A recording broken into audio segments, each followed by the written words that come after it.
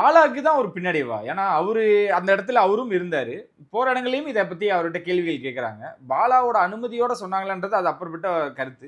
இருந்தாலும் இது பாலாக்கு தான் ஒரு பின்னடைவு. அப்ப ஒவ்வொரு படங்கள் வரும்பொழுதும் பாலாவ இப்படி தான் டார்கெட் பண்ணுவாங்க. எந்த படம் எதிர்ல எவ்வளவு பெரிய நடிகர்கள் படம் வந்தாலும் இப்படி தான பாலாவ கட்டமைப்பாங்க. யாரையுமே பாலாவை யாருமே டார்கெட் பண்ணலங்க. ஓகே. அவரா என்ன வந்து அடிக்கிறாங்கன்னா, அது எப்படி பொறுத்துக்க முடியல. அந்த உள்ளபடியே பாலா மேல எல்லாருக்கும் அன்பு இருக்கு. தனிப்பட்ட முறையில பாலாவை எல்லாருக்குமே பிடிக்கும். ம், ம். கொஞ்சம் இந்த படம் நல்லா இருந்ததுன்னா தூக்கி கொண்டு கோபுரத்துல வச்சிருப்பாங்க. ஓகே. அதற்கான படமே இல்ல இது. பாலாவே இந்த படத்துல ஹீரோ கிடையாது. அவர் ஏதோ சப்போர்ட்டிங் கேரக்டர்ல அங்கங்க நின்னுகிட்டு இருக்காரு. படத்துல பாலாஜி சக்திவேல் தான் ஹீரோ. ம். அந்த படத்தினுடைய கதையே வேற மாதிரி ஒரு கதை அது. இன்னொரு 30 வருஷத்துக்கு முன்னாடி வந்திருக்க வேண்டிய ஒரு கதை அது. அதை இப்போ தூக்கி போட்டு இந்த ட்ரெண்டிங் எப்படி போயிட்டு இருக்கு சினிமா, ம், ம். வேற மாதிரி ஒரு ட்ரெண்டிங்கில் ஓடிட்டு இருக்கும்போது இப்படி ஒரு படத்தை கொடுத்துட்டு இந்த இல்லாதவங்க மேலெல்லாம் பழி தூக்கி போடுறது என்ன நியாயம் அது?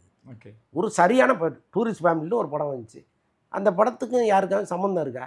ஏன் அந்த படத்தை கொண்டு போய் தூக்கி அப்படி வச்சாங்க? படம் நல்லா இருந்துச்சு, ஆட்டோமேட்டிக்காக தூக்கிட்டு போயிட்டாங்க. ம், ம், ம். அதுமாரி படம் நல்லா இருந்தால் இங்கே ஆளெல்லாம் பார்க்கவே மாட்டாங்க. லப்பர் பந்துன்னு ஒரு படம் வந்துச்சு. யாருக்கு தெரியும்? தூக்கி போய் எங்கே வச்சாங்க அந்த படத்தை? படத்தை நல்லா கொடுக்கணுங்கிறது தான் உங்களுடைய முனைப்பாக இருக்கணுமே தவிர, அவன் கிள்ளிட்டான், இவன் அடிச்சிட்டான், இவன் உதச்சிட்டான், அதனால் என் படம் ஓடலன்னா சுத்த பைத்தியகாரத்தனமாக இருக்குது. இது சிவகார்த்திகேயன் சார் எப்படி சார் எடுத்துப்பாங்க? மதராசியோட படத்தோட அவரெல்லாம் சிரிச்சுட்டு போயிடுவாருங்க. உள்ளபடியே இப்போ இந்த பாலாலாம் எனக்கு ரொம்ப வருத்தமாக இருக்குது. பாலா மாதிரி பையன்லாம் தெரியுது இல்லை அவருக்கு.